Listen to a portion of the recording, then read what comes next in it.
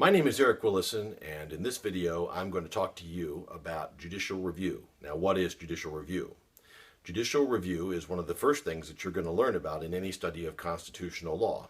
And put simply, it's the power of a court to look at an act of Congress, a piece of legislation that's been passed, and say, nope, that is unconstitutional, we're not going to enforce that, it is invalid, it is void.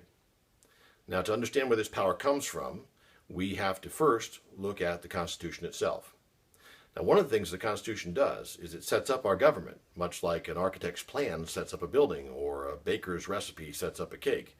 The Constitution sets up our government, and it does so by creating three co-equal branches of government. The first co-equal branch is the executive branch. It's headed by the president, and roughly speaking, its job is to enforce the laws. The second branch is the legislative branch, and its job is to consider and then enact the laws. And then the third branch is the judiciary, and its job is to interpret and apply those laws. Now, each of these branches has the ability to stop the other from becoming too despotic. That's what the Founding Fathers were afraid of, that one branch of government would become too powerful and start taking away the rights of the people. So they gave each branch the ability to stop the other branches from doing that. For instance, if the president doesn't like a law that Congress has passed, he can veto that law. And then the act is null and void, it's invalid unless it's passed again by a supermajority. The Congress, if it doesn't like what the president is doing, has the power to impeach the president and remove him. If the House of Representatives votes to impeach him, then that is a charge, and it's sent over to the Senate for a trial. And after that trial in the Senate, if enough senators vote to remove the president, then he is impeached and removed.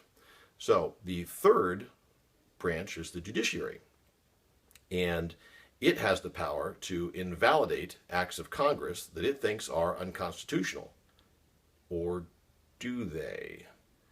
Actually, if you look all through the Constitution, you will never find anything, nothing, no place in the Constitution does it say that the Supreme Court or any court has the power to invalidate an act of Congress.